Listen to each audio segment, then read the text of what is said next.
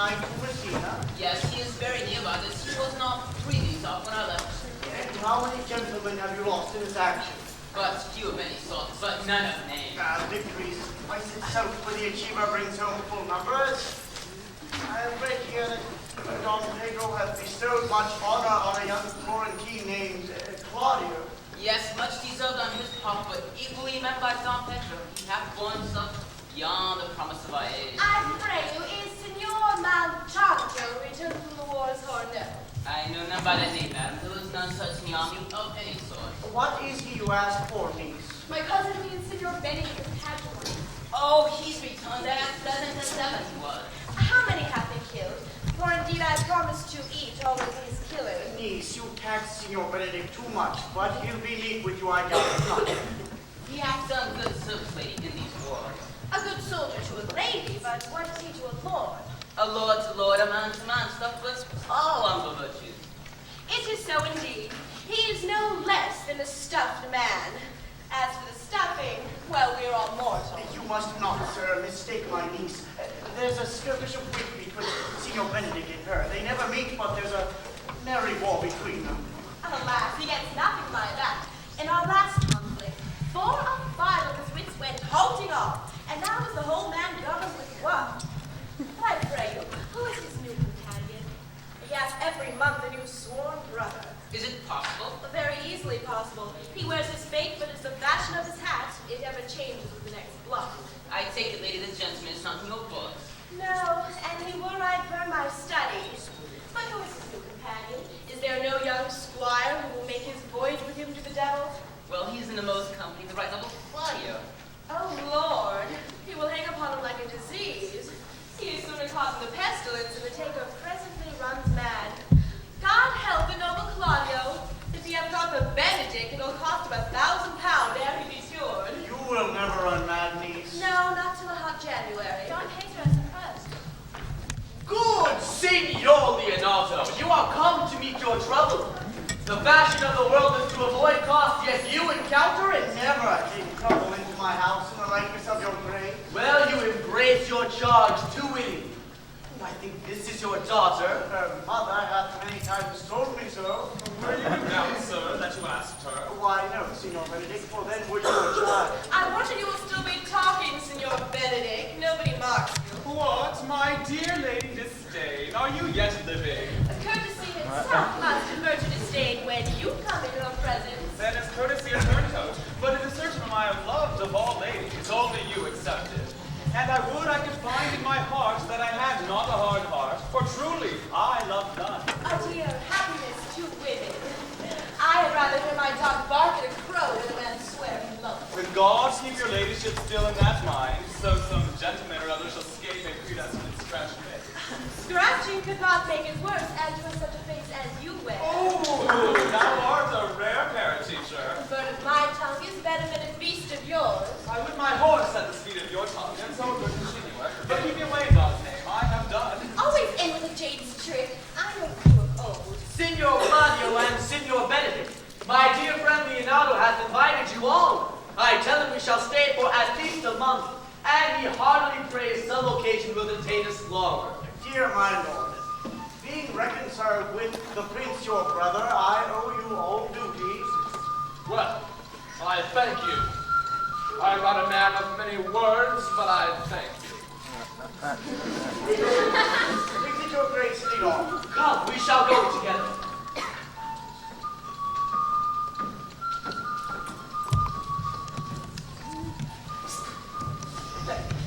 Didst thou note the daughter of Signor Leonardo? I noted her not, but I looked on her.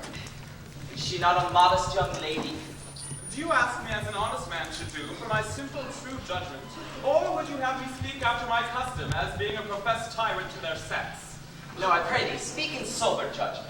Why, in faith, methinks she is too low for a high praise, too brown for a fair praise, and too little for a great praise.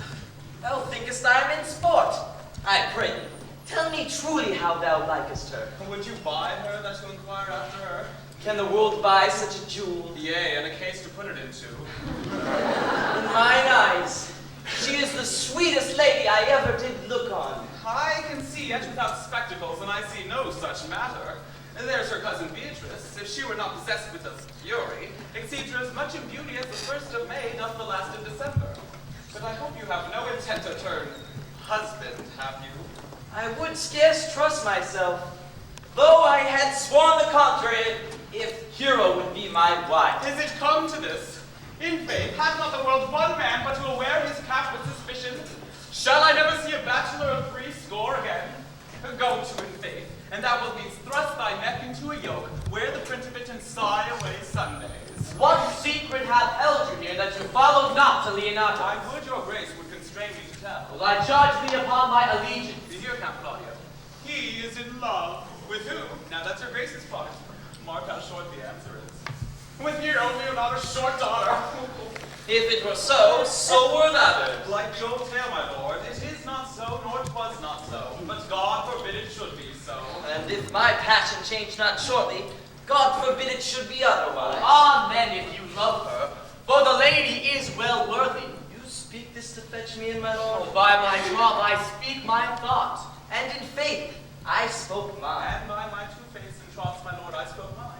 I love her. I feel. That she is worthy, I know. That I neither feel how she should be loved, nor know how she should be worthy, is the opinion that fire cannot melt out of me. I will die in it at the stake. Thou wast ever an obstinate heretic in the despot of beauty. That a woman conceived me, I thank her. That she brought me up, I likewise give her most humble thanks. But because I will not do any woman the wrong to mistrust any, I will do myself the right, trust none. I will live a bachelor. I shall see thee ere I die, look pale with love. With anger, with sickness, or with hunger, my lord, not with love. Well, if thou ever dost fall from this faith, thou wilt prove a notable argument. If I do, hang me in a bottle like a cat and shoot at me, and he that hits me, let him be clapped on the shoulder and called Adam. Well, as time shall try, in time the savage bull doth bear the yoke. In time, the savage bull may. But if ever the sensible Benedict bear it, pluck off the bull's horns and set them in my forehead, and let me be vilely painted, and in such great letters as they write, here is good horse to hire. Let them signify under my sign, here you may see Benedict, the married man. Oh, nay, if Cupid have not spent all his quiver in Venice, thou wilt quake for this shortly. I look for an earthquake too, then. Well, in the meantime, good Sido Benedict, repair to Leonardus. Commend me to him and tell him I shall not fail him for supper, for indeed he hath made great preparation. I have almost matter enough in me for such an embassage, and so I leave you with me. My liege, your highness now may do me good. My love is thine to teach. Teach it but how, and thou shalt see how apt it is to learn any lesson that would do thee good. Hath Leonardo any son, my lord? No child but Hero, she is his only heir. Dost thou affect her, Claudio? O Lord, when you and I were on this ended action, I looked upon her with the soldier's eye, that liked, but had a rougher task in mind, than to drive the lightning to the name of love. But now I have returned, and these war thoughts have left their places vacant, and in their rooms come thronging soft and delicate desires, all prompting me how fair young Hero is, saying, I liked her ere I went to wars. Thou wilt be like a lover presently, and tire the hearer with the book of words. Listen, if thou dost love the fair Hero, cherish it, and I will break with her and with her father, and thou shalt have her. How sweet you to minister to love, to know love's liking by his complexion, but least my liking my two sons seem. I would have sought it with a longer treatise. Well, I know we shall have some reveling tonight. I will assume my part in some disguise, and tell the fair Hero that I am Claudio, and unto her bosom I'll unclasp my heart, and take her hearing prisoner with the strong force of my amorous tale. Then with her father will I break, and the conclusion is, she shall be thine. But in practice, let us put it presently.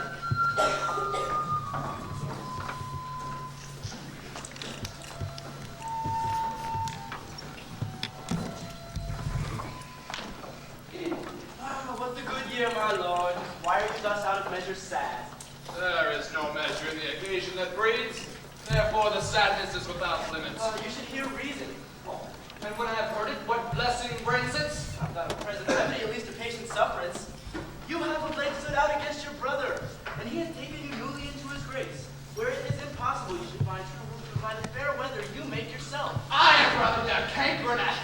than a rose in his grace. I am a plain-dealing villain. I am trusted with a muzzle and enfranchised with a clog. Therefore, I have decreed not to sing in my cage. If I had my mouth, I would bite. If I had my liberty, I would do my liking. In the meantime, let me be as I am and seek not to alter me. And you make no use of your discontent. Oh, I make no use of it, for I use it only. Who comes here?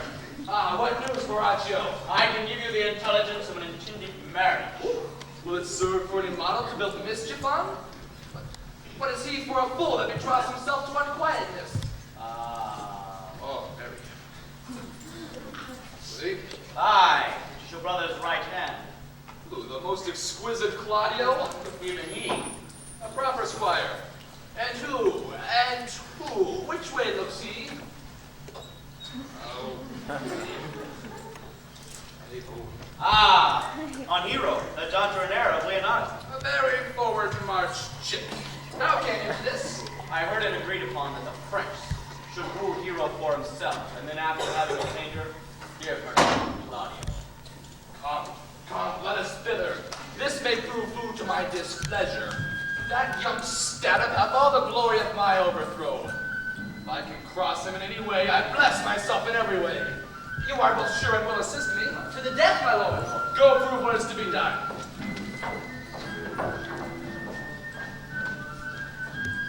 Oh.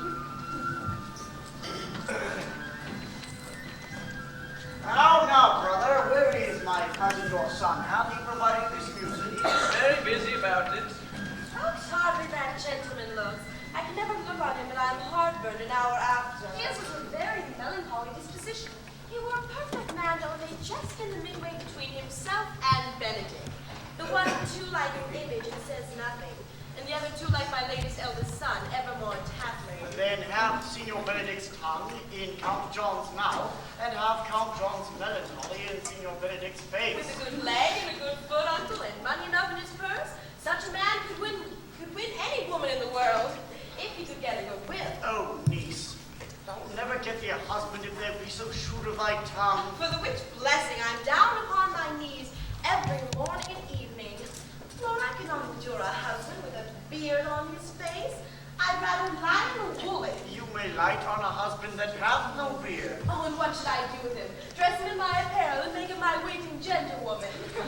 He that hath a beard is more than a youth, and he that hath no beard is less than a man. And he that is more than a youth is not for me. And he that is less than a man, well, I'm not for him. Well, Lise, I trust you will be ruled by your father. Yes, in faith, it is my cousin's duty to make courtesy and say, Father, as it please you. But for all that, cousin, let him be a handsome fellow at least, or else make another courtesy and say, Father, as it please me. Well, niece, I hope to see thee one day fitted with a husband. Not till God make men of some other metal than earth. Would it not grieve a woman to be overmastered by a piece of valiant dust? To make an account of her life to a clod of wayward marl? No, I'll not. Daughter, if the prince do solicit you in that kind, you know your answer. The prince be too important. Tell him there is measure in everything, and so dance out the answer. For hear me, hero. Wooing, wedding, and repenting is as a Scotch jig, a measure at a sing pace. The fursuit is hot and hasty, like a Scotch jig and full as fantastical. And then the wedding, mannerly modest, as a measure full of state and ancientry.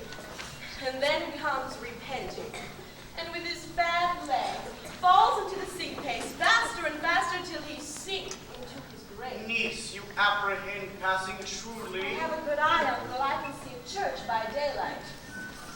The revelers are entering, brother. Make quickly.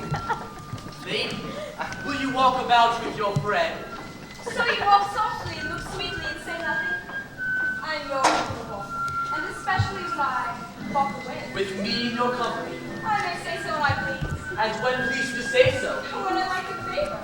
For if I defend the lute should be like a case. Well, my vice is in Byron's room, within the house of Joe. Why then your vice should be without. Speak low if you speak love.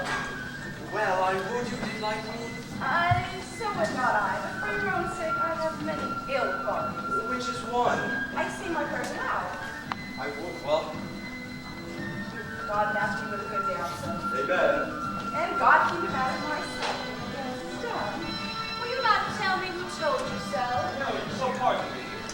you to tell me who you are? Not now.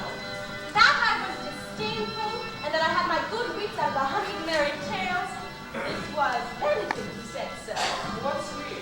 Well, I am sure you know him well enough. Not I, believe me. Did he ever make you laugh? I pray you, what is he? Why, he is the prince's jester. A very dull fool. Only his gift is in devising impossible slanders, for he both pleases men and angers them, and then they laugh at him and beat him. When I know the gentleman, I'll tell him what you say. Do. He'll but break a comparison or two on me, which peradventure, not marked or laughed at, strikes him into melancholy. And then there's a part we can say, for the fool shall have no supper that night. We must follow the leaders. In every good thing. Nay, if they lead to any ill, I will lead them at the next turning. Hey, sure my brother is amorous on Hero, and hath withdrawn her father to break with him about it. Well, the ladies follow her, and but the one visor remains. That is Claudio. I know him by his bearing. Are you not Signor Benedict? You know me well. I am he. Good Signor, you are very near my brother in his love, for he is enamored on Hero. I pray you, dissuade him from her, for she is no equal for his birth. How know you he loves her? I heard him swear his affection last night. So did I, too. Swore he would marry her tonight. Come, let us to the banquet.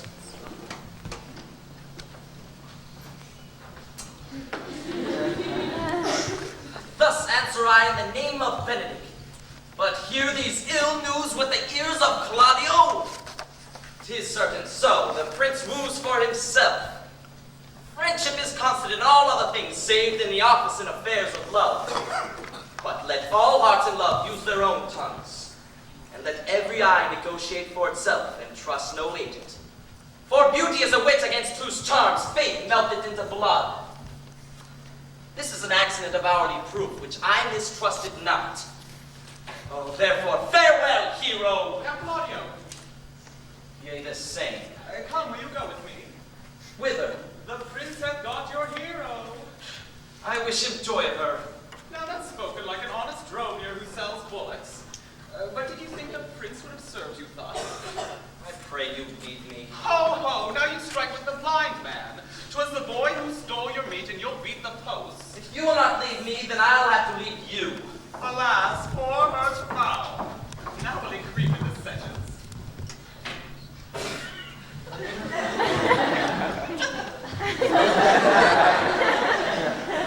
Well, that the Lady Beatrice should know me and not know me. The prince's jester. Oh, it may be that I go under that title because I am married. It is the base, though bitter disposition of Beatrice which puts the world in her person and so gives me out. Well, I'll be revenged as I may. Where is the count? Have you seen him? Troth, my lord, I played the part of Lady Fame. I found him here as melancholy as a lodge and a warren. I told him, and I think I told him true, that your grace had got the good will of hero. Well, what's his fault? The flat transgression of a schoolboy, who being overjoyed with finding a bird's nest, shows it his companion and he steals it. Wilt thou make a trust a transgression? You, as I take it, have stolen his bird's nest. I will but teach it to sing and restore it to its owner. If they're singing as you're saying, by my faith you say honestly. Well, the Lady Beatrice hath a quarrel to you. The gentleman dancing with her told her she is much wronged by you. She misused me past the endurance of a block. She told me, not thinking I did myself, that I was the prince's fool, that I was duller than a great law. I stood there like a man at a mark with the whole army shooting at me. She speaks poignards and every word stabs. If her breath were as terrible as her terminations, there would be no living near her. She would infect to the North Star. I would not marry her, though she were endowed with all that Adam had left before he transgressed. Come, talk not of her. Indeed, all disquiet, horror, and perturbation follows her. Yes, but look, here she comes. Oh, heavens. Oh, will you command me to any service on the world's end? I will set you a truth picker now, then hold 3 words compass with this harpy. Have you no employment for me? Well, none but to desire your good company. Oh, heavens, sir, here's a dish I love not. My lady tongue. Come, lady, come. You have lost the heart of Signor Signor Benedict. Indeed, my lord, he lent it me a while, and I gave him good use for it. My double heart for his single one. I brought Count Claudio when you sent me to sea. Why, how now, Count? Well, wherefore are you sad? Not sad, my lord. How then, sick? Neither, my lord. The Count is neither sad, nor sick, nor merry, nor well, but civil, Count. Civil as an orange, and something of that jealous complexion. In faith, lady, I think your blazing to be true. Though if he be so obvious sworn his conceit is false. Ye, Claudio, I have wooed in thy name, and fair hero is won. I broke with her father, and his goodwill obtained. So, name the day of marriage, and God give thee joy. Come, Count, take of me my daughter, and with her all my fortunes. His grace hath made the match, and all grace say amen to it. Speak, Count, 'tis your king. Silence is the perfectest herald of joy. I were but little happy I can say how much. Lady, as you're mine, I am yours. I would give myself away with you for you and dote upon the exchange.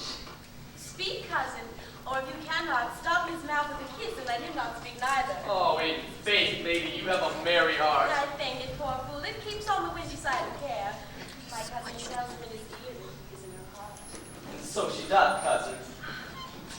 Good Lord, poor lion. Thus goes every woman in the world but I, and I am sunburned. I may sit in a corner and cry, hey ho, for a husband. But I will get you a Lady Beatrice. I would rather have one of your father's getting. Have your grace never a brother like you? Your father's got excellent husbands, if the maid could come by them. Will you have me, lady? No, unless I might have another for working days. Your grace is too costly to wear every day. But you must pardon me. I was born to speak all mirth in no matter. Well, your silence most offends me, and to be merry best becomes you. For out of question, you were born in a merry hour. No, sure, my lord, my mother cried. But then a star was danced, and under that was I born. Cousins, God keep you joy. Niece, will you look to those things I have told you of? I cry you mercy, uncle, by your grace's pardon. By my troth, a pleasant-spirited lady. Yes, there's little of the melancholy element in her, my lord. She is never sad, but when she sleeps.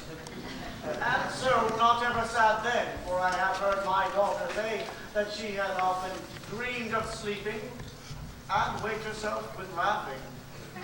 She cannot endure hear tell of a husband. Oh, no, my lord, she mocks all her wooers out of suit. She were an excellent wife for Benedict. No, my lord, if they were married but a week, they would talk themselves mad. Count Claudio, when mean you to go to church? Tomorrow, my lord. Time goes on crutches till love have all its rights. Not till Monday, which is a good 7 night, and time to breathe, too, to have all things answer my mind. Oh, come. You shake your head at so long a breathing. But I warrant thee, Count Claudio, the time shall not go dully by us.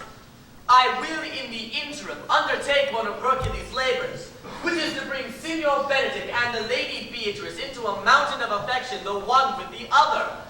I would fain call it a match, and I doubt not but to fashion it, if you three will administer assistance as I shall give you direction. My lord, and for you, though it cost me 10 nights' watchings.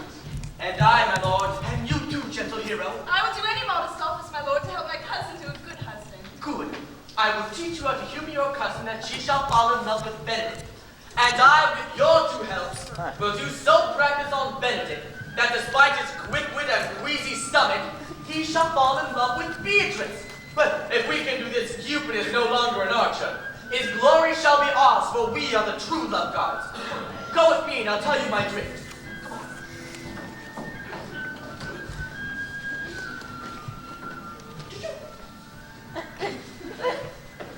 It is so. The Count Claudio shall marry the daughter of Leonardo. Aye, my lord, but I can cross it. Any bar, any cross, any impediment will be medicinable to me. I am sick in displeasure to him, and whatsoever comes athwart his affection ranges evenly with mine. Oh, how canst thou cross this marriage? Not honestly, my lord, but so covertly that no dishonesty shall appear in me. Show me briefly how. I do believe I told your lordship a year since how much I am in favor of Margaret, the gentlewoman to the lady hero, Oh, yes, I remember. and that I can, at any unseasonable instant of the night, appoint her to her lady's chamberlain. Oh, look, what life isn't that to be the death of this marriage? The life of that lies in your temper. Go you to the prince your brother. Spare not to tell him that he hath wronged his honor in marrying the renowned Claudio to such a one as hero. What proof shall I make of that? Proof enough to misuse the prince, vex Claudio, undo hero, and kill Leonardo. Look you for any other issue? Only to despite them I will endeavor anything. Good. Find me at the meet tower to draw on Don Pedro and the Count Claudio alone. Tell them that you know that hero loves me. They will scarcely believe this without trial. Offer them instances, which shall bear no less likelihood than to find me at her chamberlain. Hear me call Margaret hero. Hear Margaret term me by a common name, and bring them to see this the very night before they king's wedding. And there will be such seeming truth of hero's disloyalty, that jealousy will be call and assurance, and all preparation overthrown. Hold this to what at first issue it can. I will put it in practice. Be cunning in working this, and thy fee is 1,000 ducats. Ah, be constant my accusation, and my cunning will not shame thee. I will press them to go learn their day of marriage.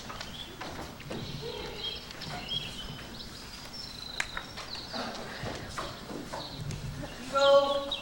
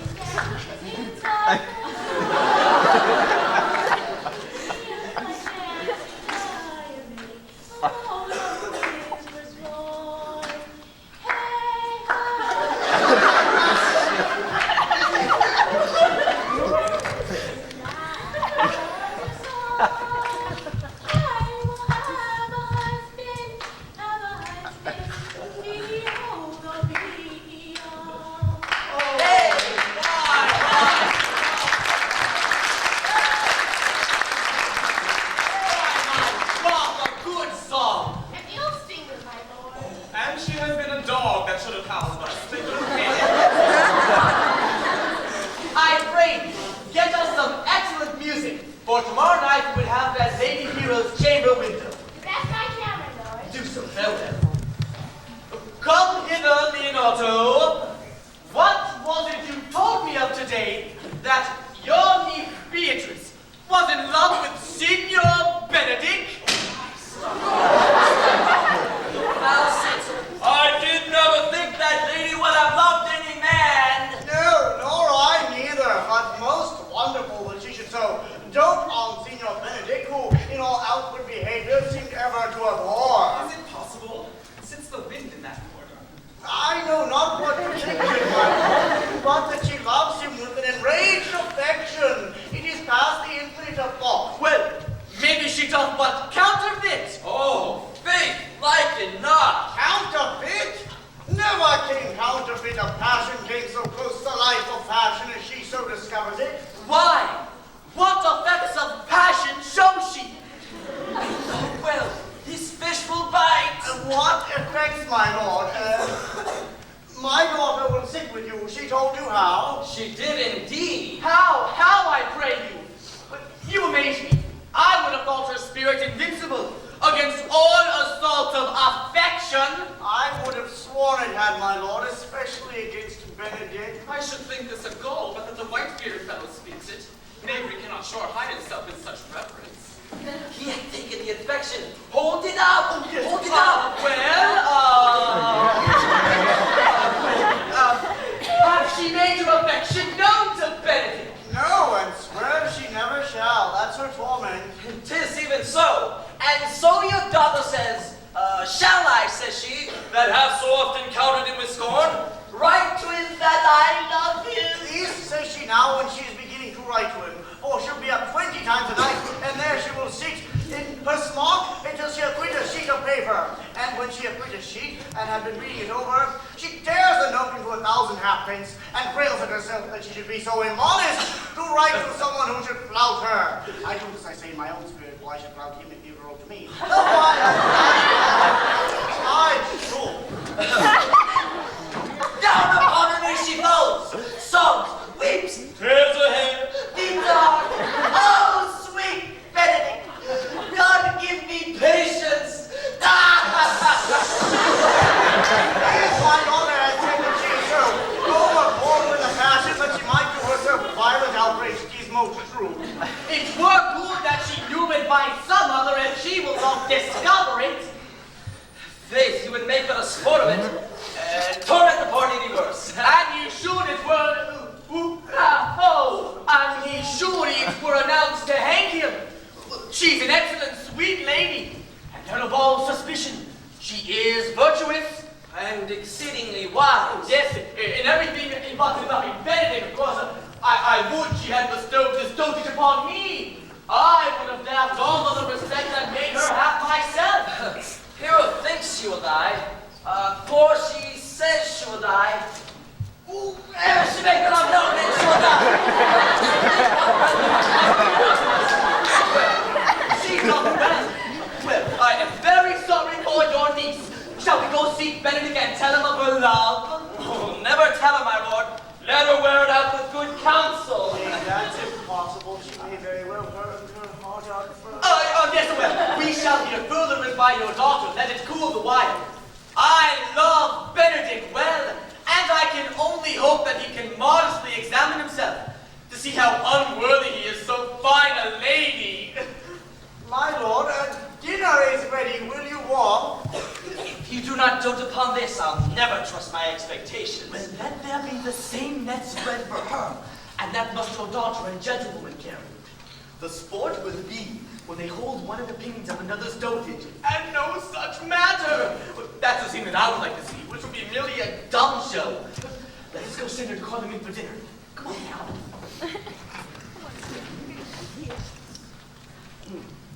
This can be no trick.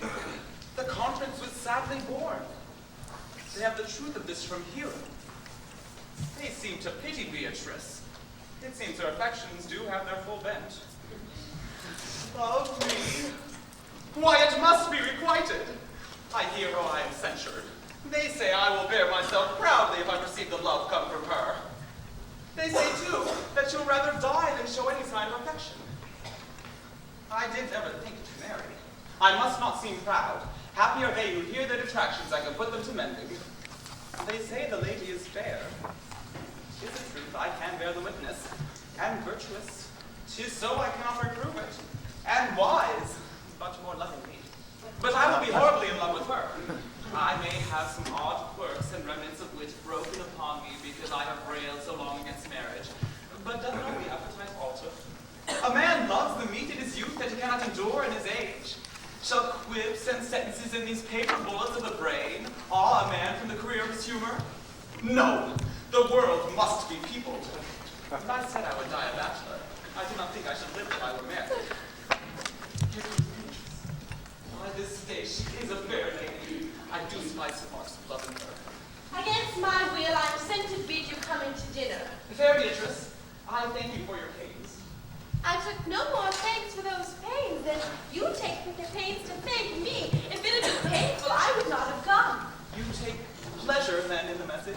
Yea, just so much as you may take upon a knife's point and choke a doll withal. You have no stomachs in your Benedict. Fare you well.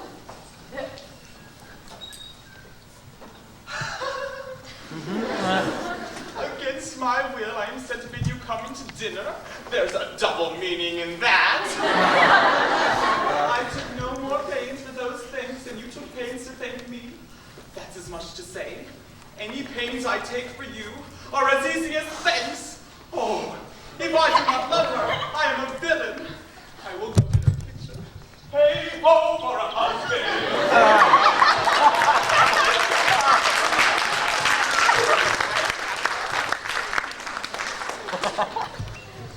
Good Barbara, run me to the parlor. There thou shalt find my cousin Beatrice. Whisper her ear and tell her that Ursula and I walk in the orchard, and our whole discourse is all of her.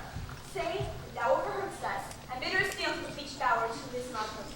This is thy office. Fare thee well, and can't leave us alone. I'll make her come, I warrant you presently.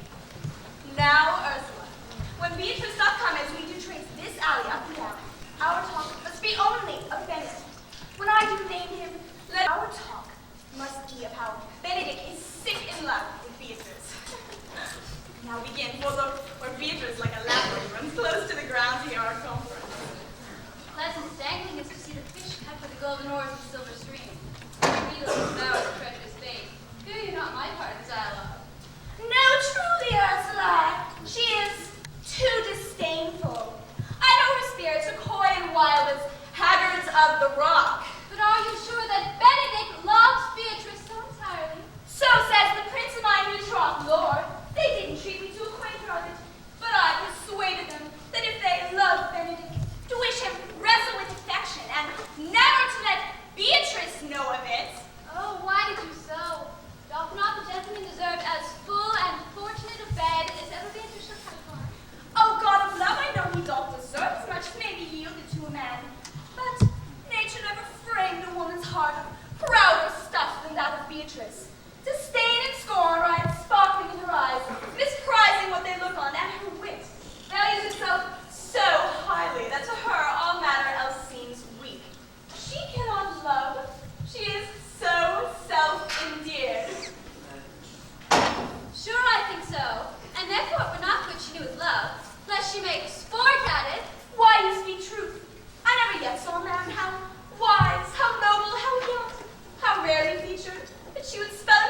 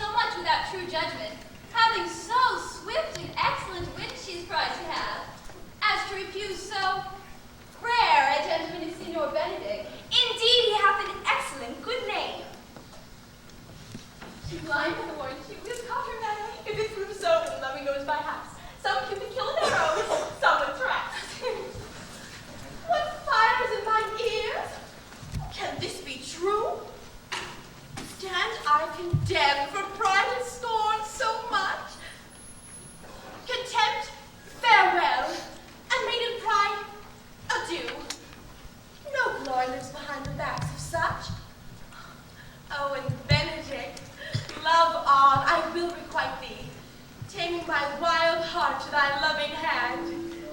If thou dost love, my kindness shall incite thee to bind our loves up in a holy band.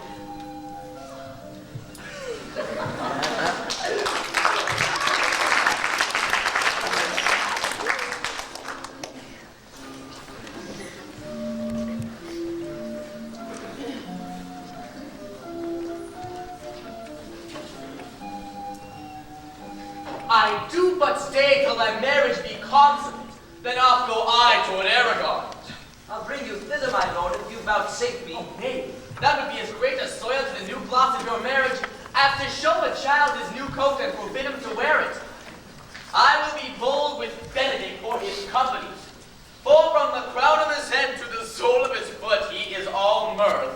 Gallants, I am not as I have been. So say I, methinks you are sadder. I hope he be in love. Oh, hang him, Truant. There be no true drop of blood in him to be truly touched with love. If he is sad, he wants money. What? Sigh for a Tuesday. Oh, well, every man can master a grief, but he that has it. If he be not in love with some woman, there is no believing old sigh. Well, hath any man seen him at the barber's? No, but the barber's man hath been seen with him, and the old ornament of his cheek hath already been stuffed tennis balls. Indeed, he does look younger by the loss of a beard. Oh, nay, and rubs himself with a civet. Cannot you smell him out by that? That's as much to say, the sweet youth in love. The greatest note of it is in his melancholy. Nay, but I know who loves him. I know too, I warrant, one who knows him not. Yes, and in his ill conditions, despite of all, dies for him. She shall be buried with her face upwards. Yet is this no charm for the toothache. Old senor, walk aside with me. I have studied 8 or 9 wise words to speak to you, which these hobby horses must not hear. For the life of me to break with him about Beatrice. Yea, Hero and Margaret have already by this played their parts with Beatrice, and the two bears will not bite one another when they meet. Oh, my lord and brother, God save you. Good then, brother. If your leisure served, I would speak with you. In private. Oh, if you please, yet Count Claudio may hear, for what I would speak of concerns him. Well, what's the matter? Means your lordship to be married tomorrow? You know he does. I know not that, when he knows what I know. If there be any impediment, I pray you discover it. Good senor, you may think I love you not. Let that appear hereafter, and aim better at me by that I will now manifest. For my brother, think he holds you well and endearing of heart, hath hoped to effect your ensuing marriage. Surely suit ill spent and labor ill bestowed. What is the matter? Well, I came hither to tell you, and circumstances shortened, that the lady has been too long a talking of. She is disloyal. Oh, Hero! Even she. Your hero? Leonardo's hero? Every man's hero. Disloyal! The word is too good to paint out her wickedness. I could say she were worse. Think you of a worse title, and I will fit it to her. Wonder not till further warrant. Go but with me tonight, and you shall see the lady's chamber window entered, even the night before her own wedding day. If you love her then, tomorrow wed her, but it would better fit your honor to change your mind. May this be so. I cannot think of it. If you dare not trust that you see, confess not that you know. Follow me tonight, and I will show you enough. Then, when you have seen more and heard more, proceed accordingly.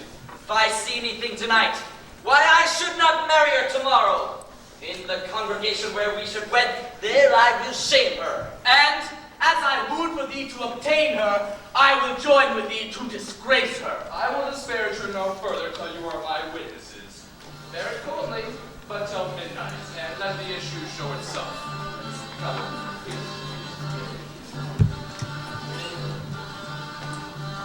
Come on, guys. Come on. Shh. Come on.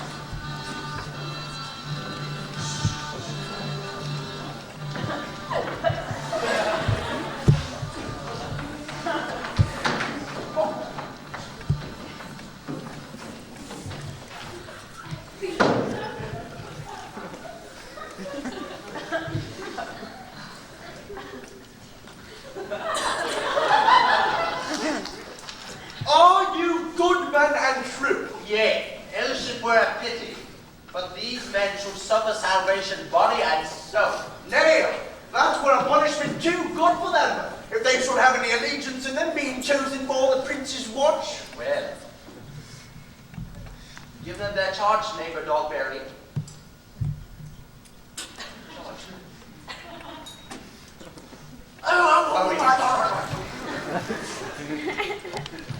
First, who think you the most dishonest man to be constable? Lord Seco, for he can write read. Come in, our neighbor Seco. God hath blessed you with a good name. To be a well-favored man is indeed the gift of fortune, but to read and write comes by nature. Both was Master Constable. You have. I knew it would be your answer. Well, for your favor, sir, I give God thanks, and make no boast of it. And for this reading and writing, let there appear where there is no need for such vanity. Now, you are thought here to be the most senseless and fit man for the constable of the watch. Therefore, bear you this lantern.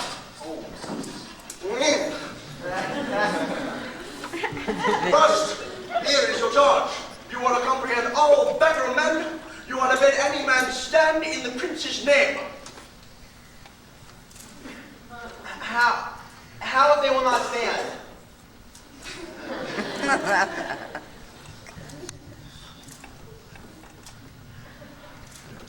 Well, why, take no note of him, but let him go, and presently call together the rest of the watch, and thank God you are rid of a name. Yes, if he will not stand when he is bidden, he is none of the prince's subjects. Oh, true, and they are to meddle with none but the prince's subjects.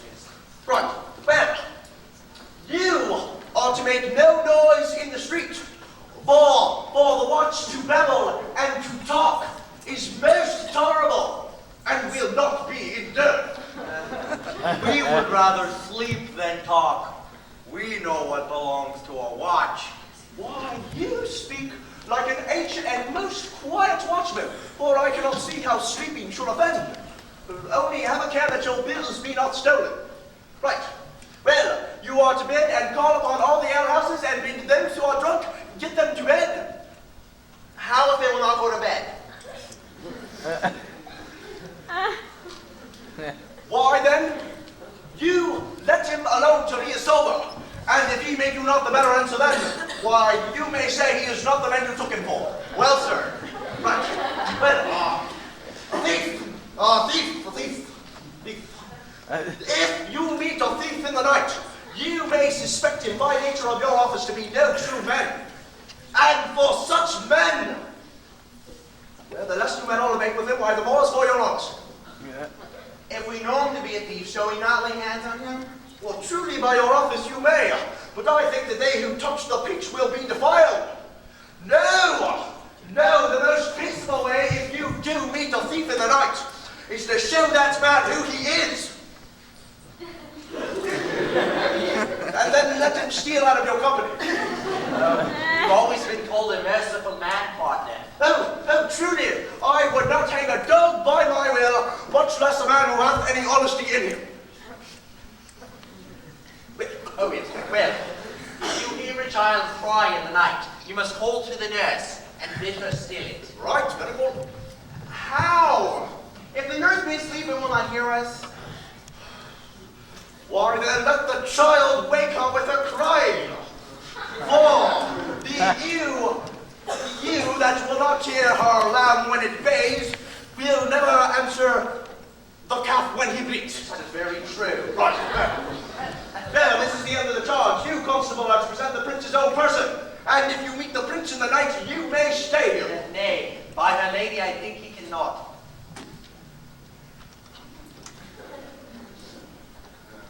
5 shillings to one honest man, that any man who knows the statutes, he may stay here. Of course, if the prince be willing, for the watch ought to offend no man, and it is an offence to stay a man against his will. By lady, I think it be so. Oh, right. Well, this is the end of your charge. And if there be any matter of late chances, well then call me up. Well, keep your fellows' counsel and your own. And good night. Oh. Come, Nabon, let's go. Well, masters, we here are charged. Pray, one more word on the stables. Pray, keep a watch out Signor Leonardo's door.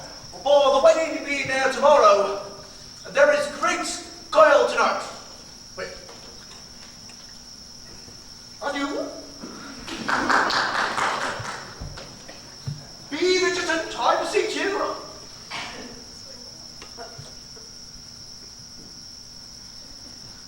Come, neighbor.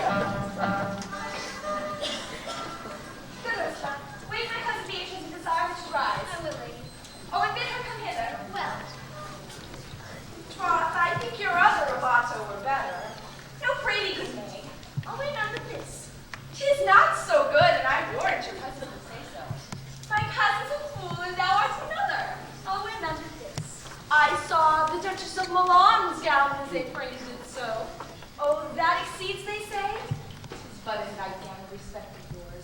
Cloth of golden cut, separate curls, down sleeve side sleeves with a round under with refined, quaint, graceful, and excellent fashion.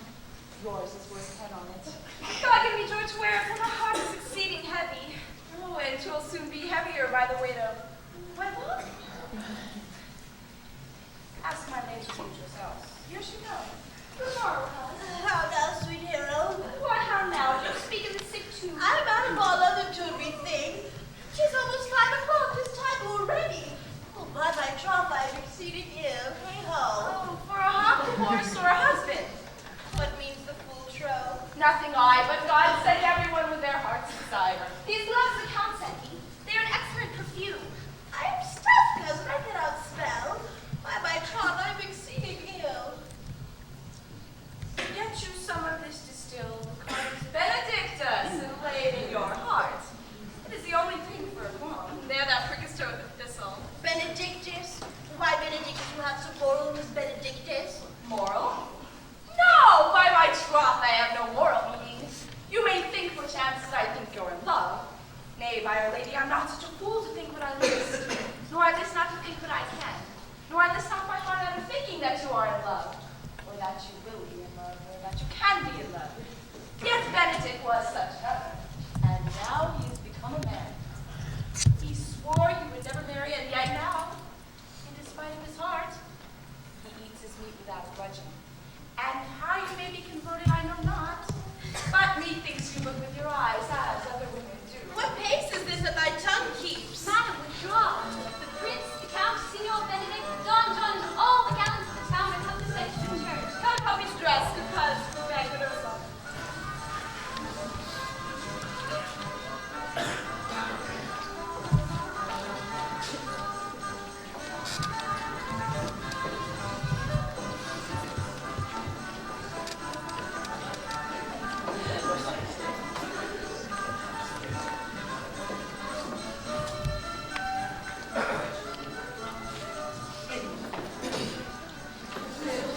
What would you with me, honest neighbor? Marry, sir, I will have some confidence with you that discerns you nearly. Brief, I pray you, for you see it is a busy time with me.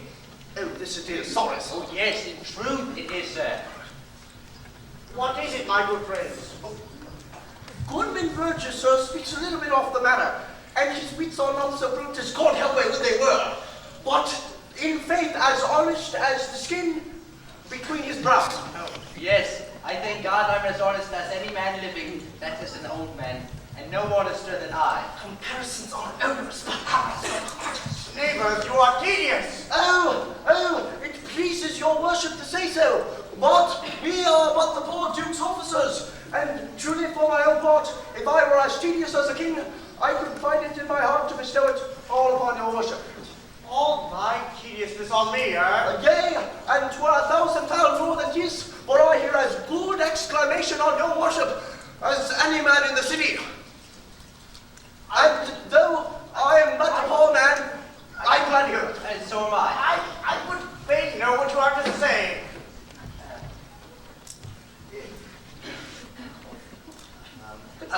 Mary, sir, our watch tonight, accepting your worship's presence, has taken a couple of as errant knaves as any in Messina.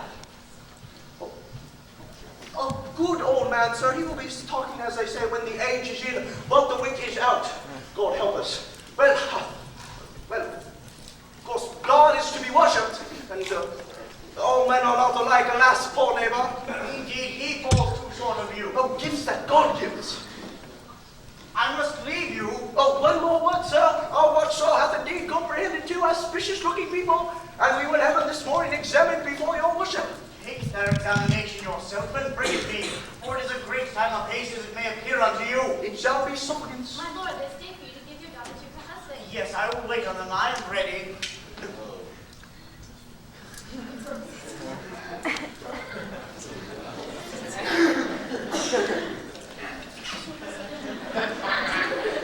Have some wine ere you go? Wine? Very well.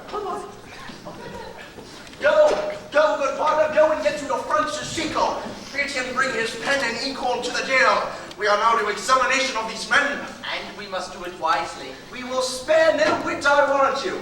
Only get the learned writer to set down our excommunication and to meet me at the jail.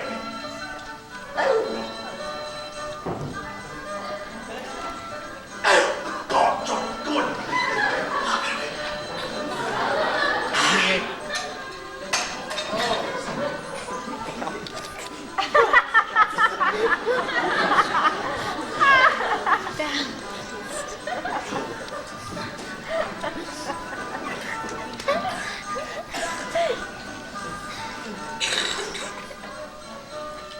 Come, Friar Francis, we breathe only the proper form of marriage, and you shall recount for the particular duties afterward. You come hither, my lord, to marry this lady. No! To be married to her. You come to marry her, Friar. Lady, you come hither to be married to this count. I do. If either of you know of any inward impediment why you should not be conjoined, I charge you on your souls to utterance. Know you any hero? None, my lord. Know you any coward? I dare make his answer, none. Oh, what men dare do. Oh, what men may do. What men daily do, not knowing what they do. How now, interjections? Why, that makes them a... Stand by, Friar. Father, by your leave, will you with free and unconstrained soul give me this maid, your daughter? As freely, son, as God did give her me. And what if I to give you back? Whose worth may counterpose this rich and precious gift? Nothing, unless you render her again. Sweet prince, you learn me noble thankfulness. There, Leonardo, take her back again. Give not this rotten orange to your friend. She is but the sign and semblance of her honor. Behold how like a maid she blushes here. Would you not swear, all that you see her, that she were made by this exterior shows? But she is not. She knows the heat of a luxurious bed. Oh! Her blush is guiltiness, not modesty.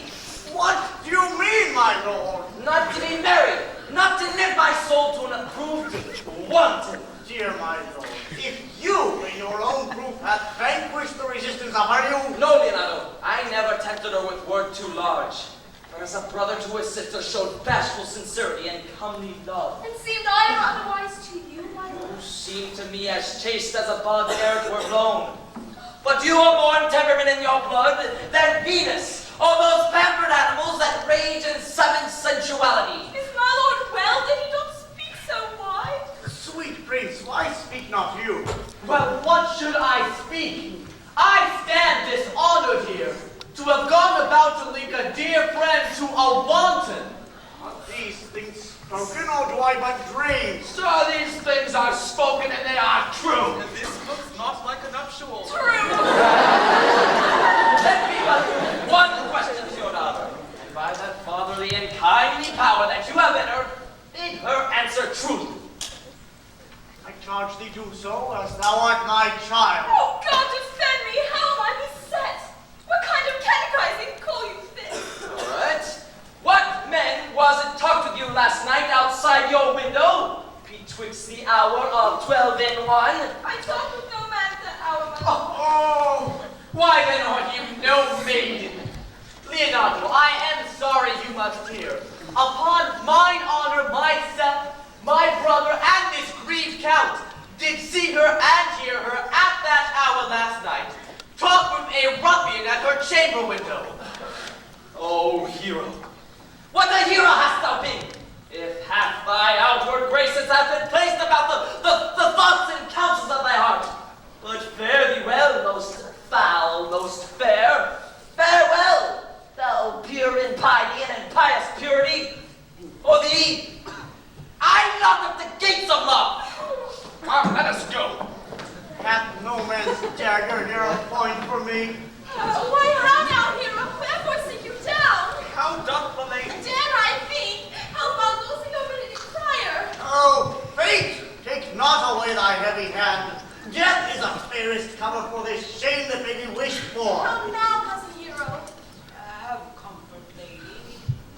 Read, I have but one. Shine I for that at frugal nature's frame. Oh, one too much by thee. Why had I one? Sir, be patient. For my part, I am so attired in wonder, I know not what to say. On my soul, my cousin is belied. Lady, were you her bedfellow last night? No, truly not. Although until last night I had this 12-month in her bedfellow. Confirm. Confirm. Hear me a little. Trust not my age, my reverence, calling nor divinity. But if this sweet lady lie not guiltless, you're under some biting arrow. Friar, it cannot be. She not denies it. Lady, what man is he you are accused of? They know that you accuse me. I know none.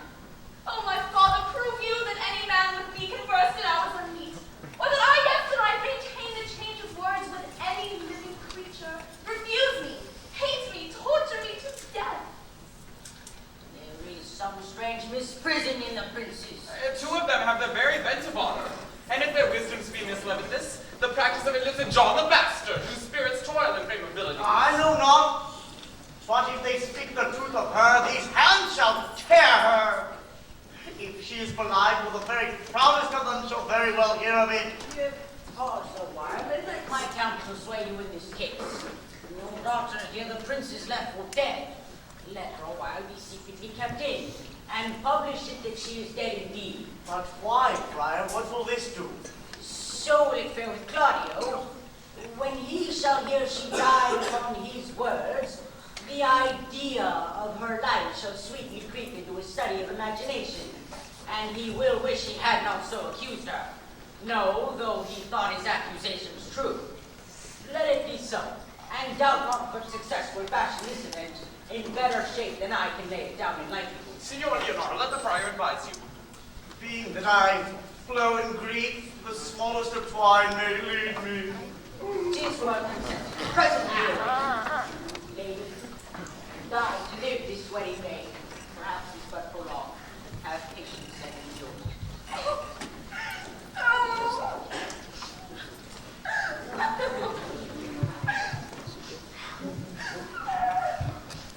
Lady Beatrice, have you wept all this while? Yea, and I will weep a while longer. I shall not desire that. You have no reason, I do it freely. Surely I do believe your fair cousin is wrong. I, and how much my command deserve of me with writer. Is there any way to show such friendship? A very even way, but no such friend. May a man do it? It is a man's office, but not yours. Lady Beatrice, I do love nothing so well in the world as you. Is not that strange? Strange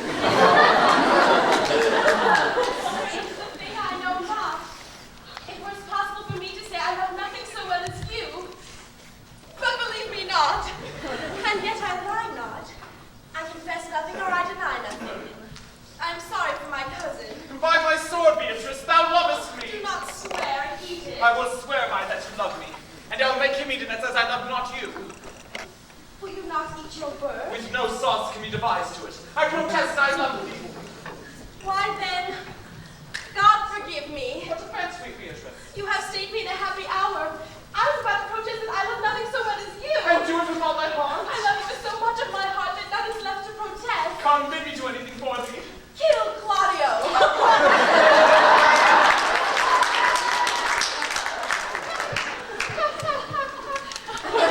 The wide world. You kill me to deny it. Farewell. Charity, Beatrice. I'm gone. So I am here.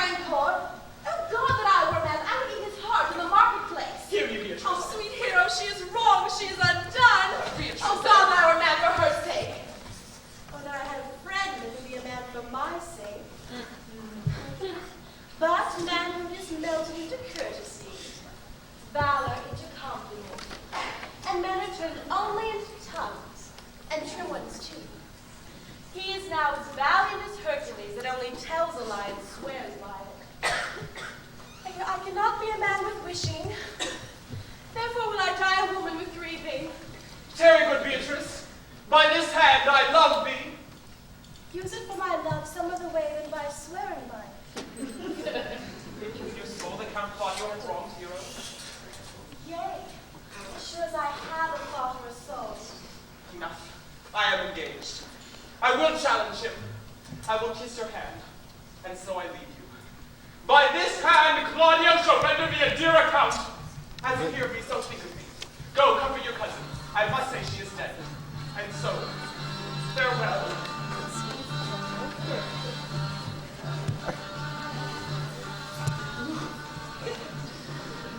Is our hope to suddenly appear? Oh, a cushion for the sexton. Okay,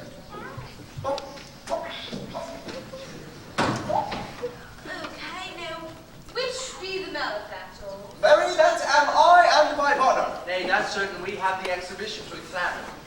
Which are the offenders I told you be examined? Let them come before, Master Constable. Yea, let them come before me.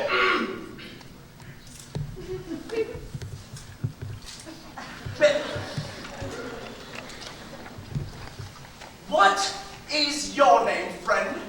Baraccio. Pray write down Baraccio. Yours, sirrah? I'm a gentleman, sir. My name is Conrad. Write down Master Gentleman Conrad. Masters, do you serve God? Yea, sir, we hope. Write down that they hope they serve God. And write God first, for God should defend, but God should go before such villains. Masters, it is proven here already that you are little better than false slaves. So how answer you for yourselves? Marry, sir, we say we are none. A marvelously witty fellow, I assure you. But I will go about him. You, sirrah, come hither. A word in your ear. Sir, I say to you to stop that you are a false knave. Sir, I say to you we are none. Well then, stand aside. For God, they are both in a tail. Have you done a nail? Master Constable, if you go not this way to examine, you must call for the watch that are their accusers. Oh. Yea, that's the eftest way. Well then, let the watch come forth. Masters! Masters, I charge you in the prince's name, accuse these men. This man said that Don John, the prince's brother, was a villain. Write down Prince John a villain. Why, this is flat perjury to call the prince's brother a villain. Master Constable. Pray, fellow, peace. I do not write thy look, I promise thee. What heard you even say out? Mary, that he had received 1,000 ducats of Don John for accusing the Lady Nero wrongfully. Flat burglary as ever was committed. Yes, by the mass, that it is. What else? And that Count Claudio did say upon his word he was going to disgrace the lady wrongfully before the whole assembly and not marry her. Oh, villain, thou wilt be condemned into everlasting redemption for this. What else? This is all. And this is more masters than you can deny. Prince John is this morning secretly stolen away. Hero was in this manner accused, and in this very manner refused. Upon the grief of this, certainly died.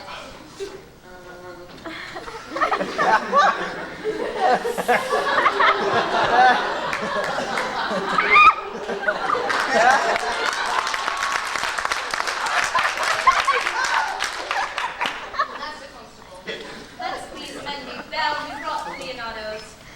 I will go before and show him their examination. Well, come, let them be opinion. Yes, let them be opinion, let them be in that. Coxcomb! Dog's fight, like, where's the sexton? Let them write down the prince's officer's coxcomb. you varlet. Away! You are an ass!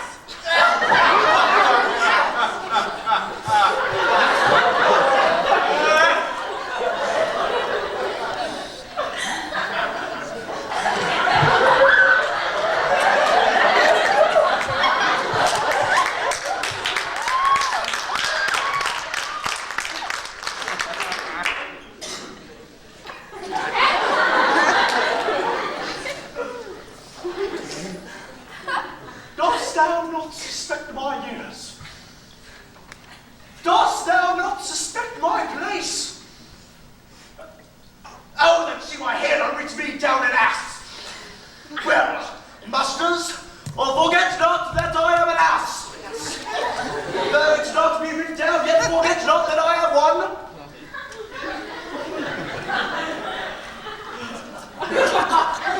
Then,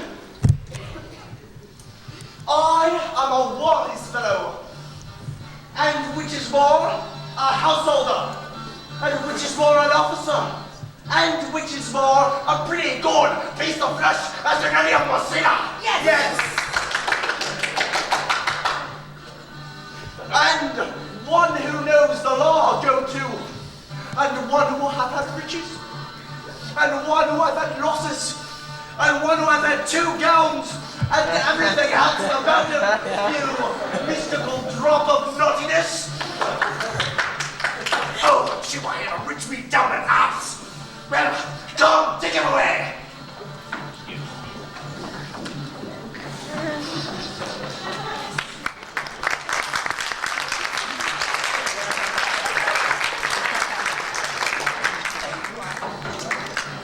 Wisdom to go against, I so. I pray these thy counsel which falls as properness into mine ear, that wanderness to Claudio Processory. Good den, good den. A good day to both of you. My Lord, so word. We have some haste, Leonardo. Some haste. Oh, some haste, my lord. Well, are you so hasty now? Well, always one.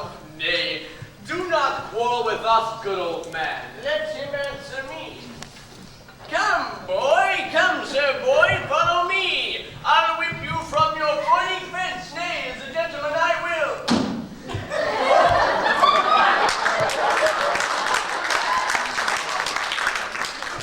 Brother, now get yourself. God knows I love my niece. And now she's dead, slandered to death by villains. As well a man may take a serpent by the tongue. Boys, apes, braggarts, chats, milsall, brother Anthony. Don't you get that? Once man, I know them, yea, and what they weigh, even to the utmost scruple. Stammering, outpacing, fashion-monging boys that lie and cog and flout, deprave and slut.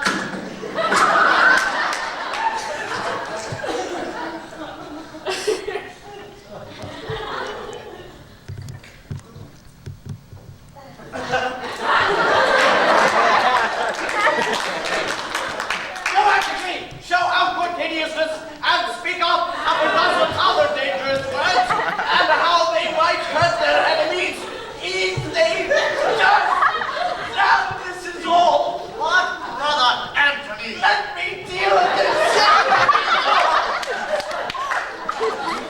We will not wait your patience. My heart is sorry for your daughter's death, but on mine honor she was charged with nothing but what was true and very full of proof. But my lord, I will not hear you. No.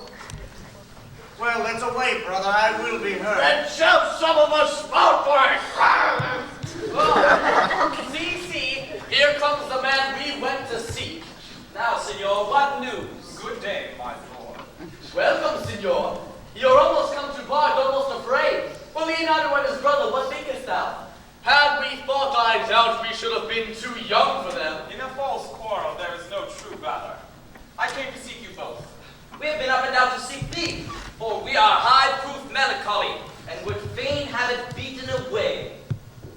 My wit is in my scabbard. Shall I draw it? Ooh, as I am an honest man. He looks pale.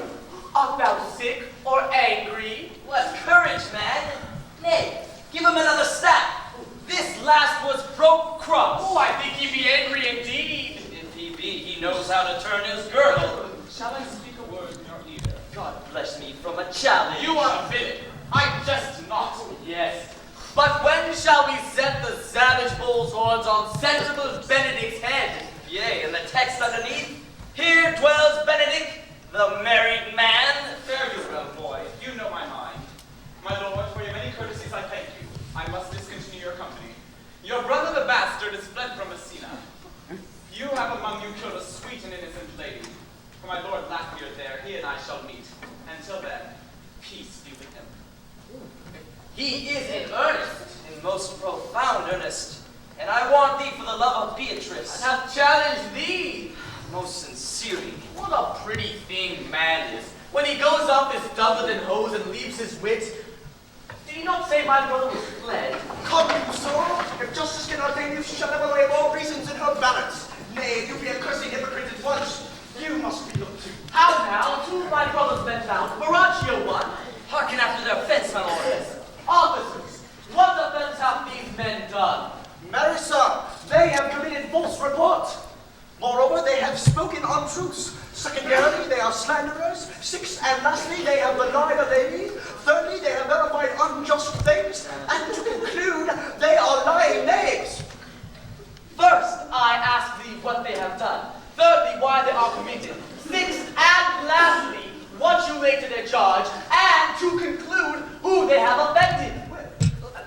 Gentlemen, who have you offended that you are thus bound to your answer? This learned constable is much too cunning to be understood. What's your offense? Sweet prince, I have deceived you with your very eyes, and what your wisdoms could not discover, these shallow fools have brought to light. Who in the night overheard me confessing to this man how your brother Don John incensed me this. Did I not tell you she was innocent? Sir, the Prince and Claudio will accuse her under this error that you heard debated. But Margaret was in some fault for this, although against her will in the point of all question. Well, I'm glad to see that all things sort so well. And so am I, else being by faith enforced to call young Claudio to a reckoning for it. Daughter, and gentlewomen all, we treat you to a chamber by yourselves, and when I send for you, come hither now. It was by this hour that the Prince and Claudio did promise to visit me. Go, brother, you know your office. You must play father to your brother's daughter and give her to Claudio. That would do it in her countenance. Friar, I must entreat your pains, I think. To do what, signor? To bind me, or undo me, one of them. Truth is, good senor, your niece doth regard me with an eye of favor. That I think my daughter gave her. It is most true. And I do with an eye of love requite her. The like of which I think you had from myself, from Claudio and the Prince. But what's your will? Your answer, sir, is enigmatical. But for my will is that your goodwill may stand with ours, this day to be conjoined in the honorable state of marriage, in which, friar, I must ask for your help. My heart is with your liking. And my help. Here come the Prince and Claudio. Good morrow to this fair assembly. Good morrow, Prince. Good morrow, Claudio. Have you yet determined to marry my brother's daughter? Well, I hope my mind were she an Ethiop. Go, brother. Fetch her hence. Here's the friar ready. Well, good morrow, Benedict. Why, what's the matter, man, that you have such a February face, so full of frost, of storm, and of cloudiness? I think he thinks upon the savage bull. Push, fear not, man. I'll tip thy horns in gold, and all Europa shall rejoice at thee as once Europa did at lusty Job. When he Bold was Job, sir, had an amiable low, much like to you, for you have just his fleet. and for this I owe you. Here come other reckonings. Now, which is the lady I must seize upon? And the same as she, and I do give you her. And you're mine. Sweet, let me see your face. And that you shall not, till you take her hand in front of the friar and swear to marry her. Well then, by this holy fire, I am your husband if you like of me. And when I lived, I was your other wife. And when you loved, you were my other husband. Another hero? Oh, nothing certainer. One hero died defiled, but I live, and surely as I live, I am a maid. The former hero? Hero that is dead? She died, my lord, but while her slander lived. No, this amazement cannot qualify. When after the holy rites are ended, I'll tell you, Lord, the fair hero's death. Soft and fair, friar. Which is Beatrice? I answer to that name. What is your will? Do not you love me? No. Why, no more the reason. Why, then your uncle and the prince and Claudio have been much deceived, for they swore you did. Do not you love me? Troth, no. No other reason. Well, then my cousin Margaret and Ursula are much deceived, for they did swear you did. They swore you were almost sick for me. They swore that you were well nigh dead for me. Tis no such matter. Then you do not love me. But no. But in friendly recompense. Oh, come, cousin, I'm sure you love the gentleman. Then I'll be sworn upon it that he loves her. For here's a paper written in his hand, a halting sonnet of his own pure brain, fashioned to Beatrice. And here's another written my cousin's hand, stolen from her pocket, containing her love unto Benedict. A miracle. Here's our own hands against our hearts. Come, I will have thee. But by this light I take thee for pity. I would not deny you. But by this good day, I yield upon great persuasion. And partly to save your life, for I was told you were in a consumption. Jesus, stop your mouth. Well. How dost thou, Benedict, the married man? I shall tell thee what, Prince. A college of witchcrackers cannot flout me out of my humor. Come, let's have a dance ere we are married, that we may lighten our own hearts and our wives' heels. We'll have dancing afterward. First of my words, therefore play music. Prince, thou art sad. Get thee a wife, for there is no staff more reverend than one Your brother John, who was taken in life, has brought with armed men back to the field. Speak no more of him till tomorrow. I'll devise thee brave punishments for him. Strike up, pipers.